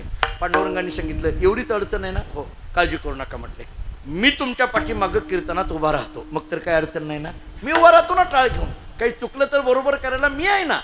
मानकोजी महाराजांनी विचारलं, देवा नक्की उभा राहशील का? हो नक्की उभा राहशील, नाहीतर बघ मला उभा करशील आणि तू निघून जाशील. बऱ्याच लोकांना सुरू करून निघून जायची सवय असते, म्हणून विचारलं. ते म्हटले, नाही. आता ऐका, पांडुरंगांनी काय शब्द दिला. पांडुरंगांनी सांगितलं, मानकोजी मी फक्त तुमच्याच पाठीमागं उभा राहील असं नाही, चंद्र सूर्य असेपर्यंत तुमच्या घरात जो कीर्तनकार होईल त्या प्रत्येकाच्या पाठीमागं मी उभा राहील. त्या सगळ्या मंडळींना माहीत आहे. म्हणून आमच्याकडे आजही परंपरा अशी आहे, उपरणं बांधताना पुढं पाया पडायचं, सगळ्यात महत्त्वाचं पाठीमागं पाया पडायचं आणि मगच उपरणं बांधायचं. पाठीमागं पाया का पडायचं? तेथे असे देव उभा. विठ्ठल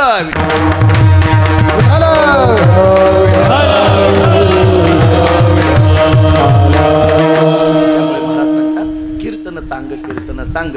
कीर्तन शब्द कळाला, प्रकार कळाले, चांग का म्हणायचं कळालं, सोपं आहे का अवघड कळालं. याच्या परिणामांचा विचार करायचा आहे. होय अंग हरिरूप. हे अंग हरिरूप होणं म्हणजे काय, याची मला 2 उत्तरं द्यायची आहेत. एक 5-10 मिनिटातच द्यायचे आहेत. फक्त त्याचं भजन करू अगोदर आणि मग त्या उत्तराचा विचार करू.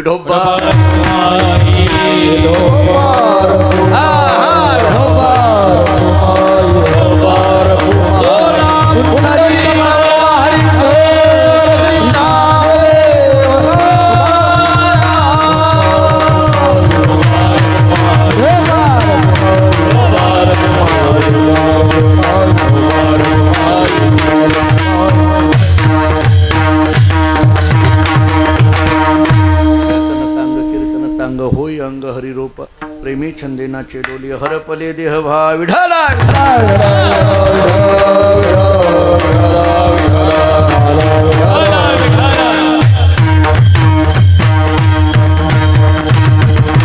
अभंगाचा विचार करताना अभंगाच्या पहिल्या चरणातल्या पूर्वार्धाचा विचार आपण करून आलो. आता मला उत्तरार्धातली 2 उत्तरं द्यायची आहेत. होय अंग हरिरूप. ऐका, एक ज्ञानशास्त्रातून देतो आणि एक भक्तिशास्त्रातून देतो. धावतं उत्तर देतो. ज्ञानशास्त्रातून उत्तर जर द्यायचं झालं, होय अंग हरिरूप म्हणजे काय? उमटती ठसे ब्रह्मप्राप्ती अंगी दिसे. महाराजांचे शब्द आहेत. उमटती ठसे, परमतत्वाच्या प्राप्तीची चिन्ह त्यांच्या अंगावर उमटलेली दिसून येतात. कोणती चिन्ह? मी 5 चिन्ह सांगतो. अभिन्नता, अभयरूपता, अजन्मस्थिती, अनन्यता आणि आनंदरूपता. आता 5ला 5 प्रमाण आहेत. अभिन्नता, भेद नाही सर्वात्मना, नारायणा तुझं मज. अभयरूपता, आम्हा हरीच्या दासा काही, भय नाही त्रैलोकी. अजन्मस्थिती, त्यांची सरली येरधार, झाला सफळ व्यापार. अनन्यता, एकधरीला चित्ती, आम्ही रकुमाई तपती. आणि आनंद रूपता, आनंदाची डोही, आनंद तरंग. मला वाटतं ही 5 चिन्ह ज्यांच्या शरीरावर उमटलेली दिसून येतील, नक्की ओळखा. होय अंग हरिरूप, हा एक अर्थ. आणि आता दुसरा अर्थ सांगतो.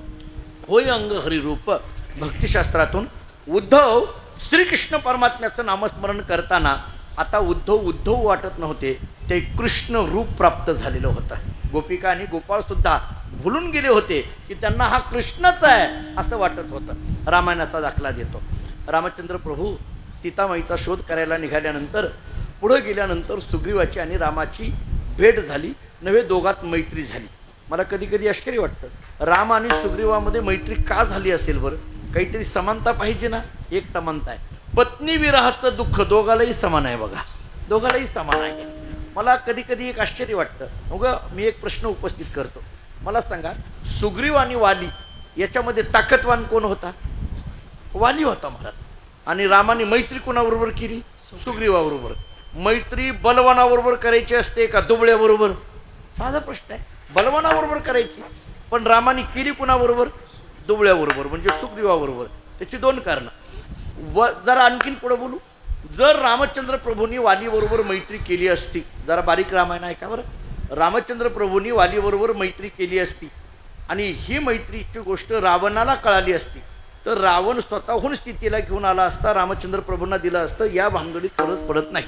मला माहीत नव्हतं म्हणणार, तुमच्या पाठीमागं वाली आहे. कारण वालीची काय ताकद होती हे रावणाला चांगलं माहिती आहे. त्याच्या मुलगा जो अंगद, त्याच्या पाळण्यावर उलट खेळणं म्हणून बांधलेलं होतं. रामायणामध्ये नाथरायांनी फार गोड वर्णन केलेले आहे. इतका मला परत कधी कधी प्रश्न पडतो, वाली एवढा ताकदवान होता, तर मग या वालीनेच रावणाला मारायचं, त्याच्याकरता रामाने यायची काय गरज पडली हो?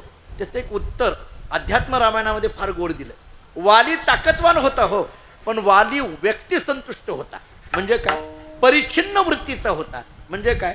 वाली असा विचार करायचा, रावणाने आपल्याला त्रास दिला तर बघू, दुसऱ्याला काय का करेना, आपल्याला काय घेणं देणं. आणि हे जर नाही कळालं तर दुसऱ्या भाषेत सांगतो, आपल्या नळाला पाणी आलंय ना, विषय मिटला, बाकीची नळ बंद का पडेना, काय घेणं देणं आपल्याला. या वृत्तीची जी अलीकडली माणसं ती वालीची वंशच असं म्हणायला हरकत नाही. काही माणसं बघा स्वतःपुरता विचार करतात, आपलं झालं ना संपलं. वाली या वृत्तीचा होता. आणि जरा पुढे बोलू, परिच्छिन्न वृत्तीची माणसं इतिहास घडवू शकत नसतात. लक्षात घ्या, इतिहास घडविण्याकरिता व्यापक मनाची माणसं लागतात. त्यामुळे वाली हा परिच्छिन्न मनाचा होता. थोडं सोप्या शब्दात बोलायचं झालं तर कोत्या मनाचा होता, आणि त्यामुळं त्याला ते शक्य नव्हतं. आता आणखीन थोडं पुढं ऐका. सुग्रीवाबरोबर मैत्री केली, सुग्रीवाबरोबर मैत्री केली. झालं, ते वालीला मारायचं होतं आणि मग सुग्रीवाला ते सगळं राज्य दिलं. पण सुग्रीव सीता शोध करायची हे विसरूनच गेला, कारण किष्किंधेचा राजा झाला. लक्ष्मणाने आठवण करून दिली. सुग्रीव सगळ्या वानर सेनेला घेऊन आला आणि मग रामचंद्र प्रभूंना सांगितलं, आता सांगा काय करू.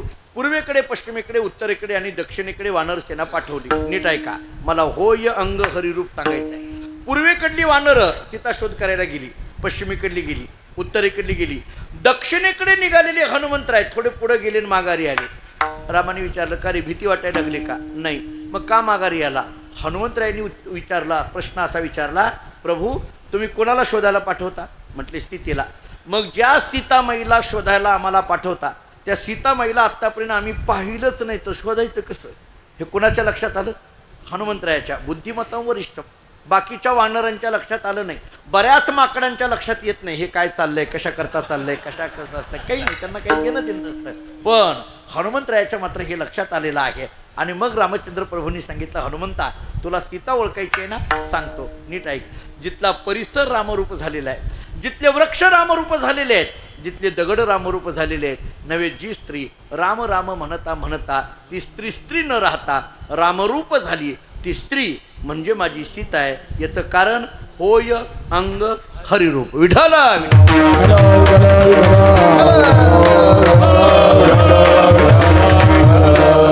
अशा कीर्तनामध्ये प्रेमे छंदे नाचे डोले हरपले देहभाव. आम्ही प्रेमाने नाचायला लागलो डोलायला लागलो. किती नाचायला लागलो डोलायला लागलो देहभाव हरपेपर्यंत आम्ही नाचू लागलो डोलू लागलो.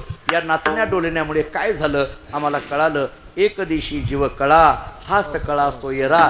ही जीवकळा म्हणजे हा देह एका देशामध्ये आहे पण परमात्मा मात्र व्यापक आहे हे आम्हाला कळालं.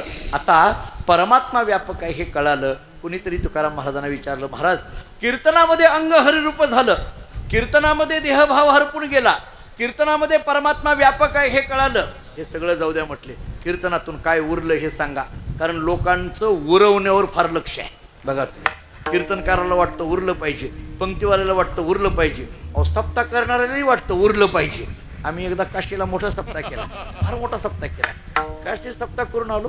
आमच्या पंढरपुरातल्या काही महाराज लोकांनी मला विचारलं ते म्हणते का जेवण महाराज मोठा सप्ताह केला काशीला. म्हटलं हो किती उरलं. म्हटलं होतं ती जिरलं. तुला काय सांगायचं किती उरलं ते.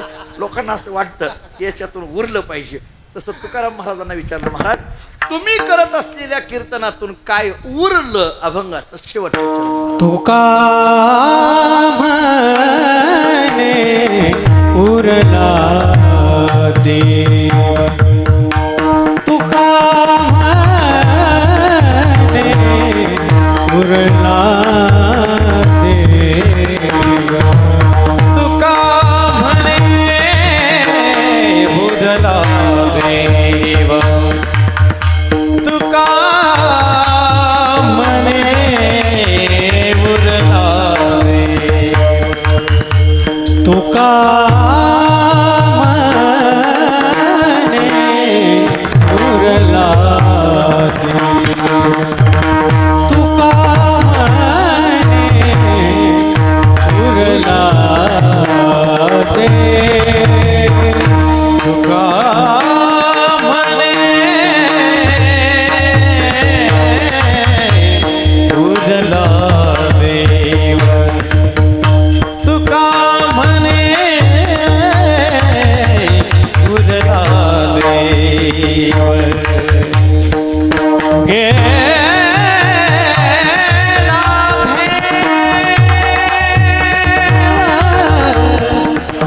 ताया काळे गेला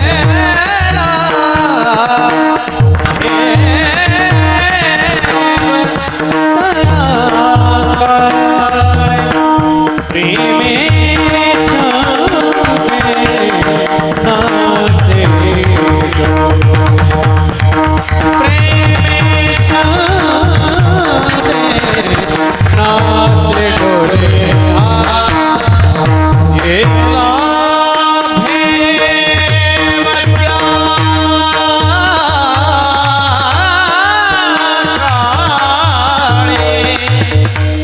गेला भेवत्या काळे प्रेमे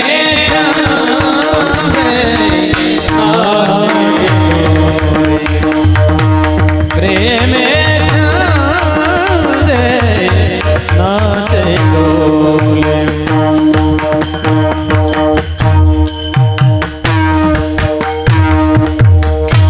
का म्हणे उरला देव गेला भिवत्या काळी. महाराज सांगतात अभंगाच्या शेवटच्या शरणामध्ये आमच्या कीर्तनातून काय उरलं तर तो परमात्मा उरला. मी चाणक्य नीतीतला एक श्लोक सांगून फक्त थांबणार आहे. चाणक्य नीतीमध्ये चाणक्य असं सांगतात उद्योगे नास्ती दारिद्र्यम जपतो नास्ती तापकम मौनेन कलोहो नास्ती नास्ती जागरितो भयम. 4 गोष्टी सांगितल्या. जो नेहमी उद्योगात आहे त्याच्या जीवनात कधी दारिद्र्यता येत नाही. जो नामस्मरणामध्ये आहे त्याच्या जीवनात कधी पाप शिल्लक राहत नाही. ज्यांनी मौन धारण केलं त्याच्या जीवनात भांडणच होत नाहीत. आणि ज्याला आत्मतत्वाची जागृती झाली त्याला मृत्यूची भीती कधी शिल्लक राहत नाही.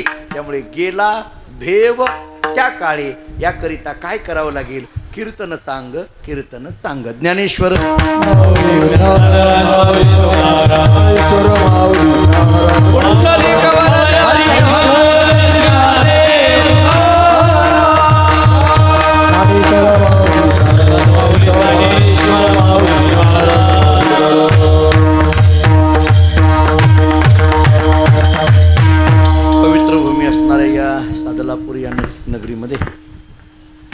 मोतीराम महाराजांच्या अनेक महात्म्यांच्या कृपाशीर्वादाने हा उत्सव या ठिकाणी संपन्न होतो आहे.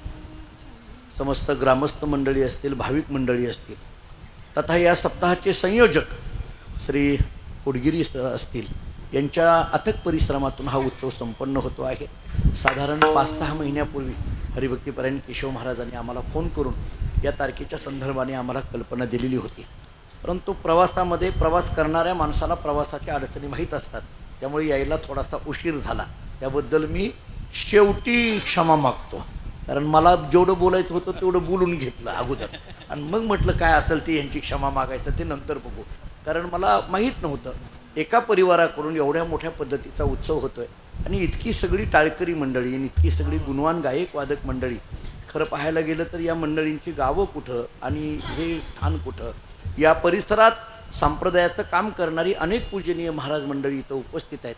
सगळ्यांचा नामोल्लेख करण्यामध्ये वेळ घेत नाही, परंतु या सगळ्या मंडळींकडून इतक्या लांब पंढरीपासून हे दूर असलेलं क्षेत्र, परंतु पंढरी संप्रदाय टिकविण्यामध्ये काम करणारी सगळी या परिसरातली महाराज मंडळी, या सर्वांच्या चरणी नतमस्तक होतो. पुन्हा एकदा ही सेवा ज्ञानोबाराय तुकोबारायांच्या चरणी, मी ज्या परंपरेत आहे त्या संत मानकोजी बोधले महाराजांच्या चरणी सेवा समर्पित करतो आणि याच ठिकाणी थांबतो. शेवटची चाल द्यायची द्या.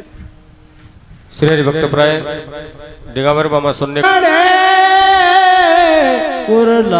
जाग्यावर कोणी उठू नका, विनंती आहे सर्वांना. तुका म्हणे